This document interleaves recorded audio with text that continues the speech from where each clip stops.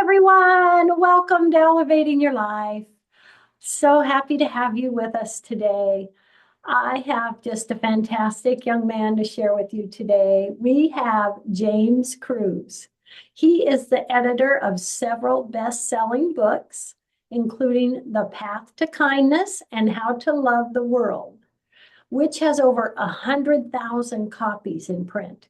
He has been featured in the Washington Post, the Boston Globe, the New York Times Magazine, the New Republic, the Christian Science Monitor, and on NPR's Morning Edition. He's the author of 4 prize-winning books of poetry and of the book Kindness Will Save the World. James also speaks and leads workshops on kindness, mindfulness, and writing for self-compassion. His latest book of poetry is Unlocking the Heart.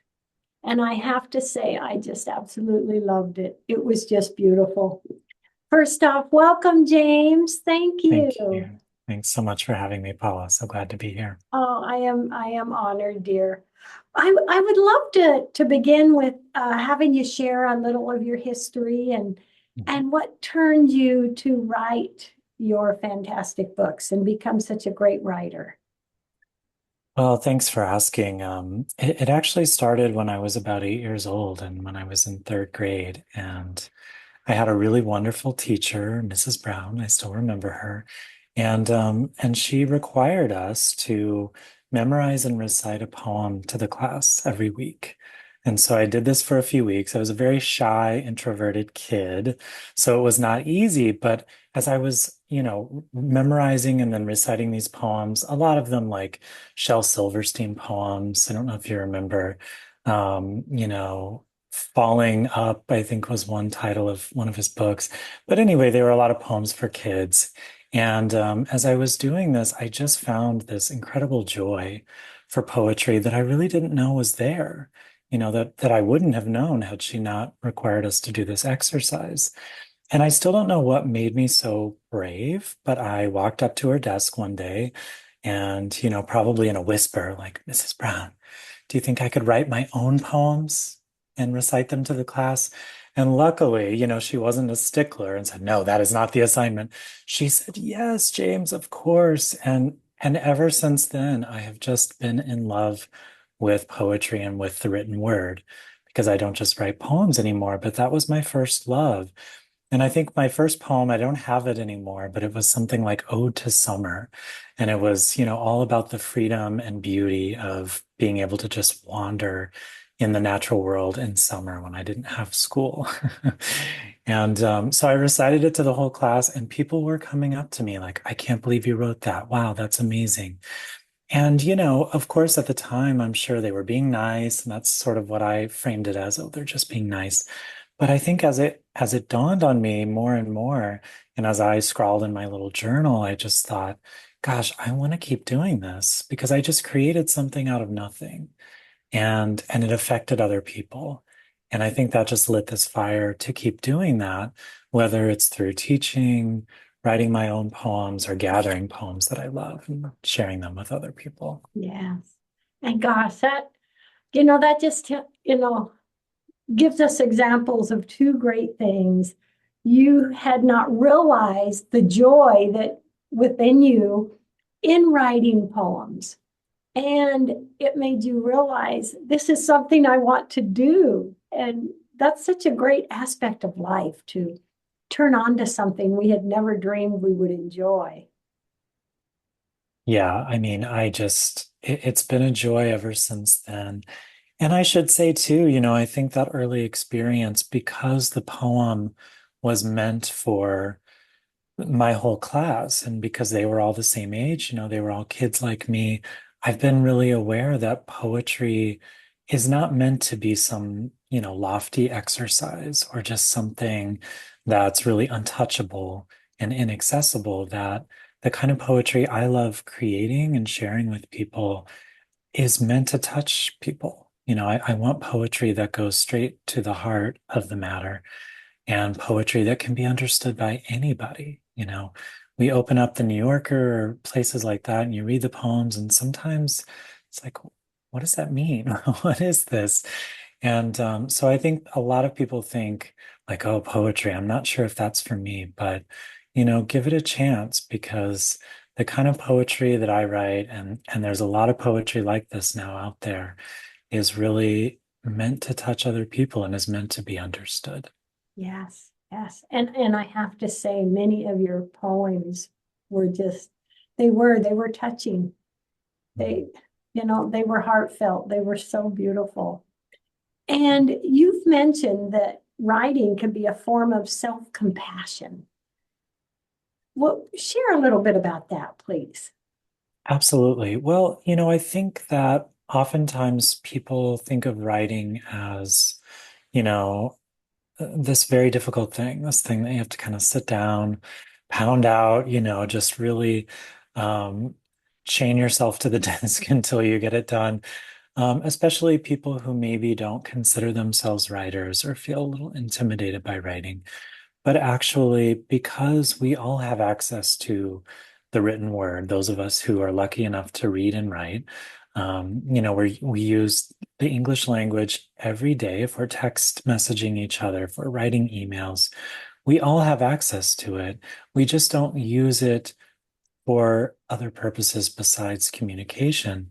And so, one of the things that I've really kind of made my career on sharing with people is that writing can be used as a form of self-compassion, as a way of processing all kinds of emotions. So when I'm feeling really down, um, really fearful, in a lot of grief or despair, the last thing I want to do sometimes is actually pick up a pen and notebook and write it down, or even just, type it into a computer.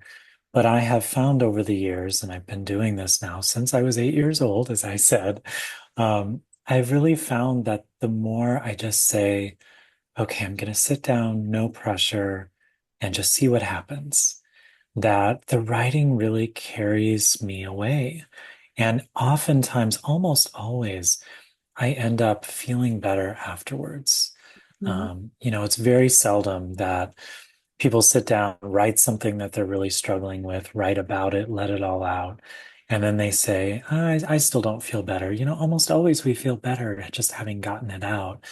And I almost think of writing, whether it's poetry or journaling or whatever it is. I think of writing sometimes as having a conversation with a friend. It's a way of turning a kind of unconditional friendliness toward ourselves and our situation, and actually getting a little bit of distance from that situation, which can be really key to generating compassion for ourselves and for other people at the same time. Yeah, it can it can make us feel good. And I know my experience writing my book, things would just come to me. Oh, I'm gonna write about that, or I'm gonna, and that's a beautiful thing. Was it like that for you in your poetry? It's like, oh, I think and that's really a beautiful thing. It's kind of like your mind is blossoming.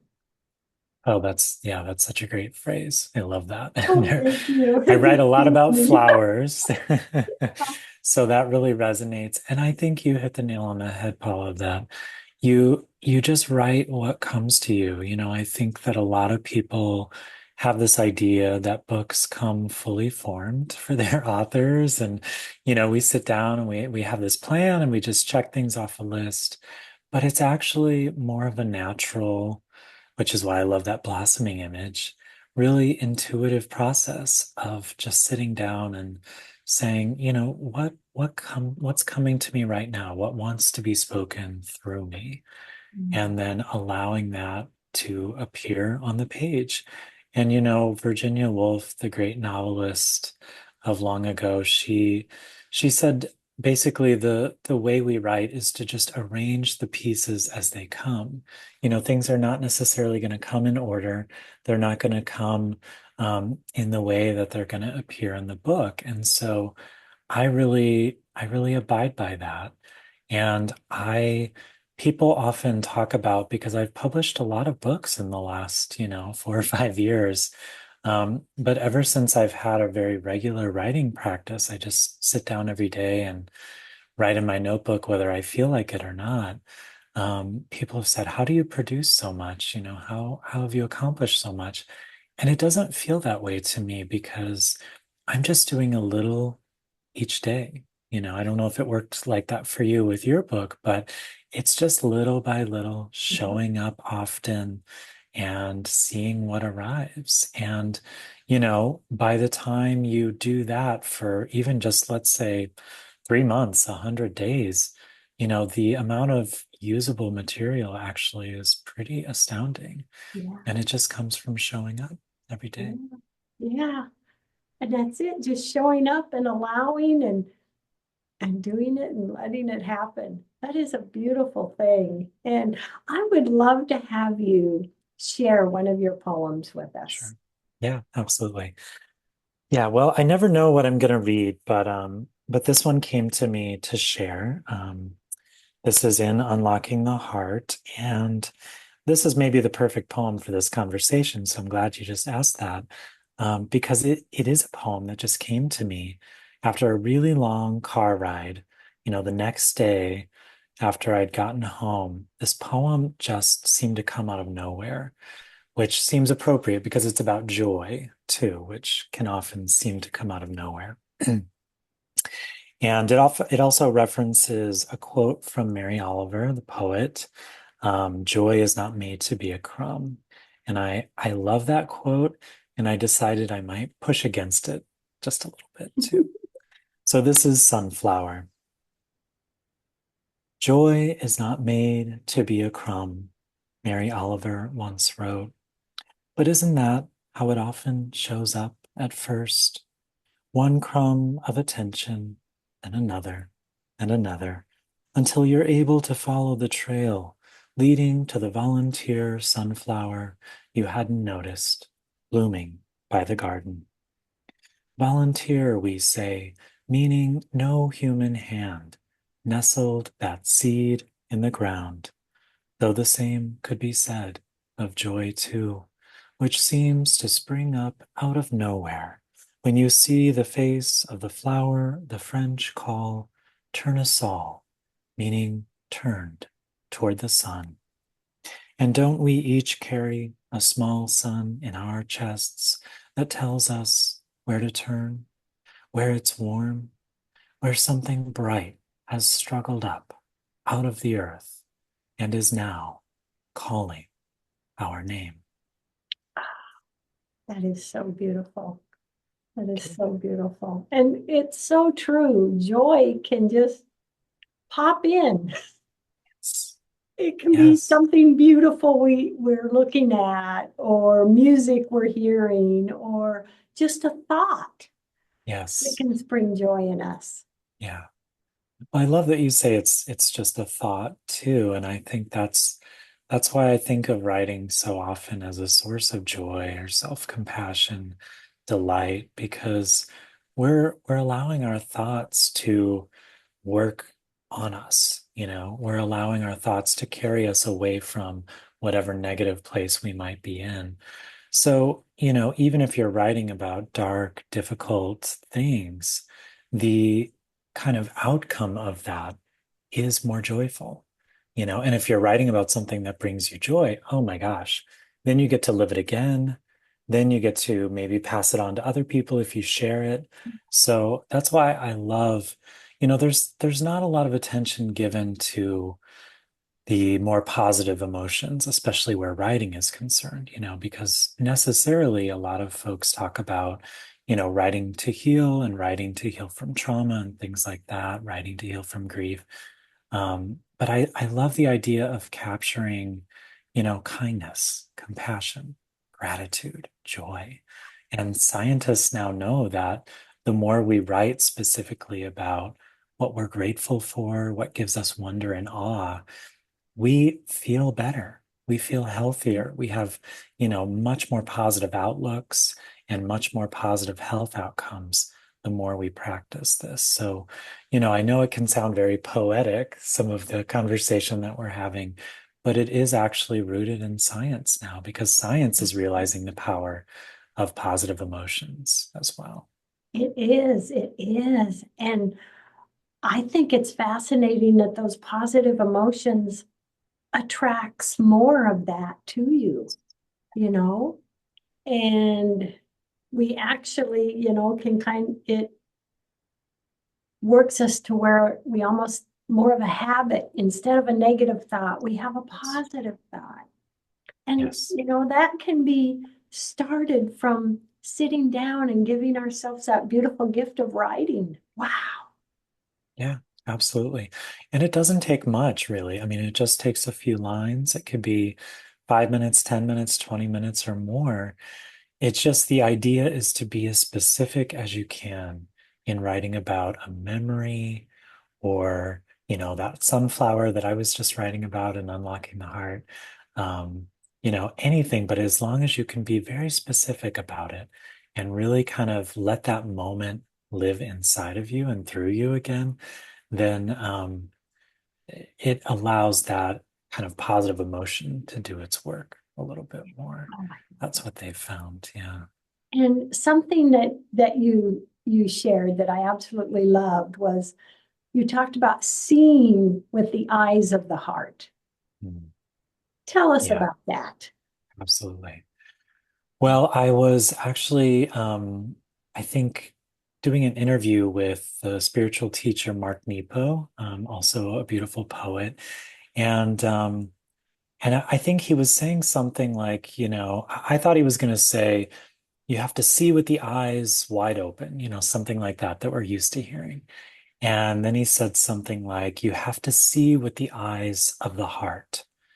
And that phrase with the eyes of the heart, just, I mean, I think I gave a little gasp when he said that because it just felt so, it dropped right into my center, felt so true. And so that became a little bit of a mantra that I carried with me, especially as I was working on this book, since it's called Unlocking the Heart. And he used that phrase when I was working on this book, and he also wrote the foreword to the book. I just carried that with me and ended up writing a poem called The Eyes of the Heart. And it's really about an outlook, a more positive outlook, but really a softer, gentler outlook. It's Mhm. not only about seeing what's positive, we have to kind of see the light and the dark at the same time, but about holding it all with gentleness, with tenderness, and that little bit of compassion that can transform anything.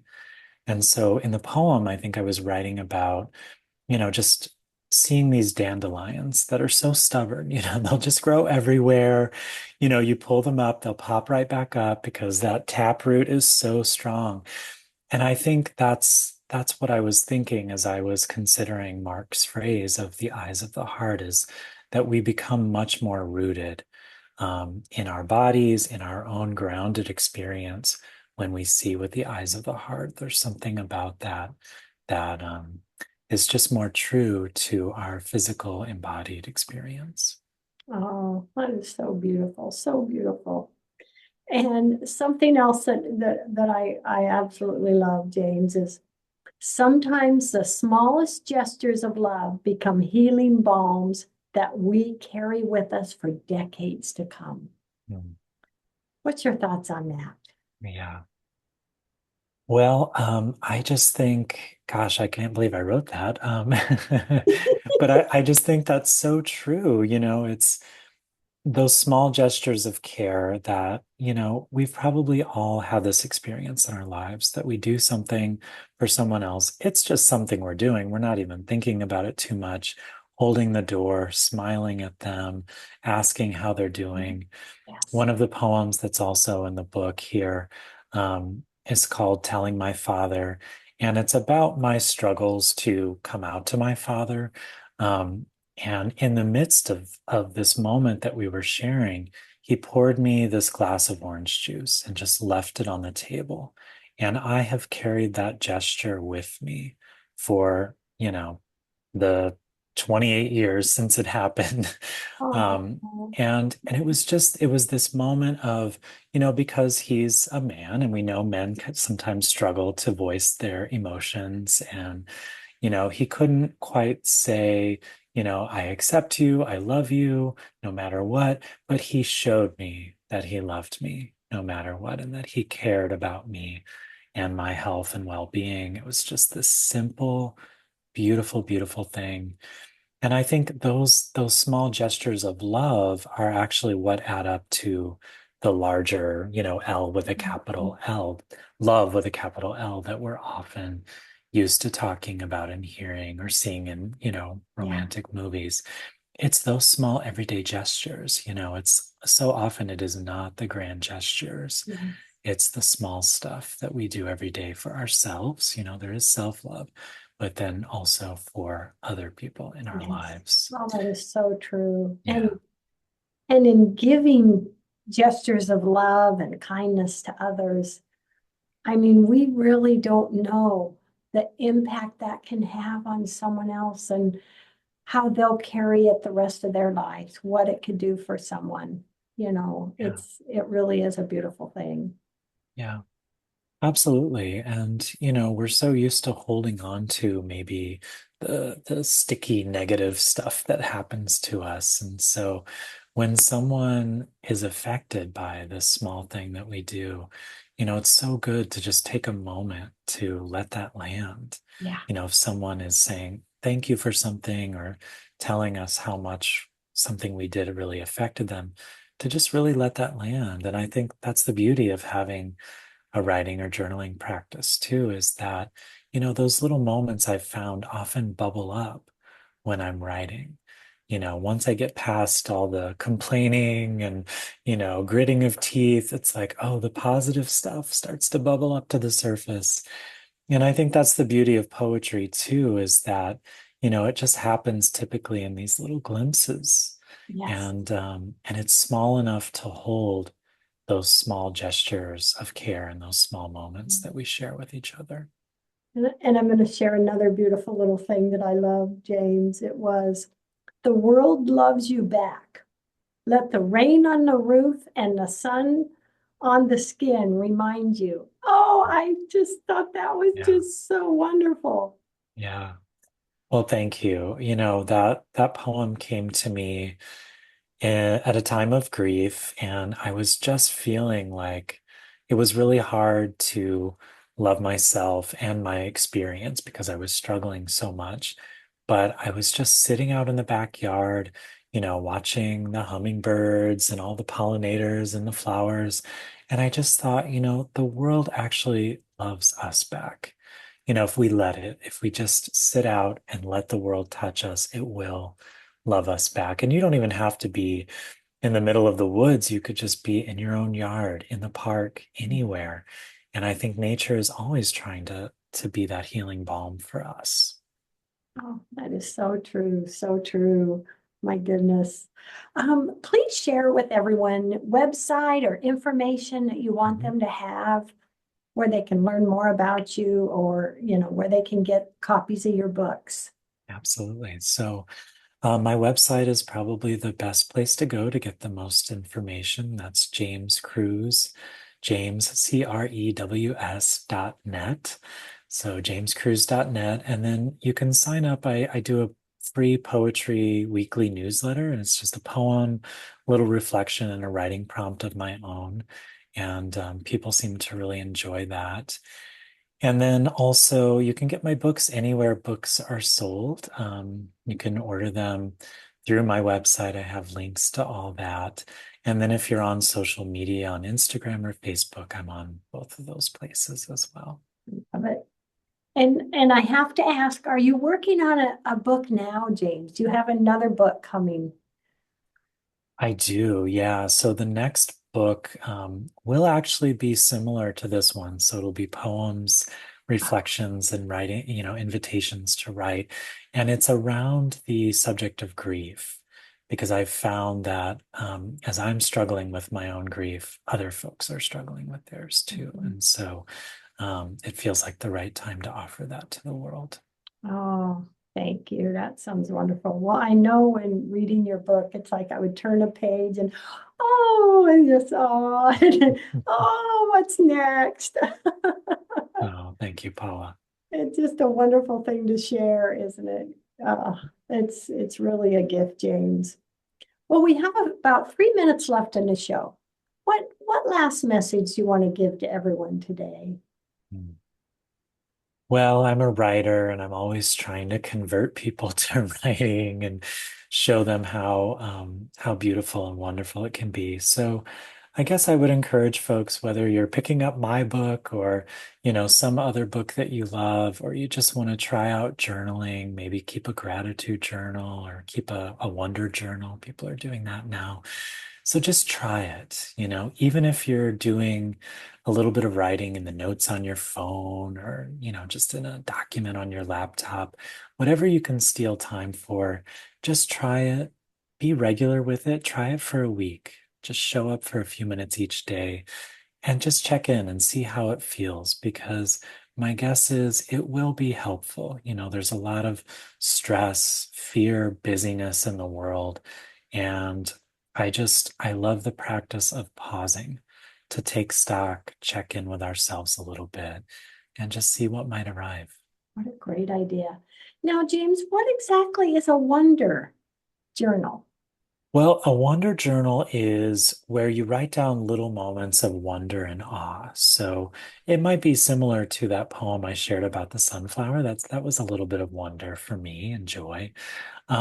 But you might, things that are mysterious or beautiful. Maybe you've lost someone and you felt like, oh, there was this moment where it felt like they were reaching out to me. Mhm. And that's a bit of wonder that you want to write down and share.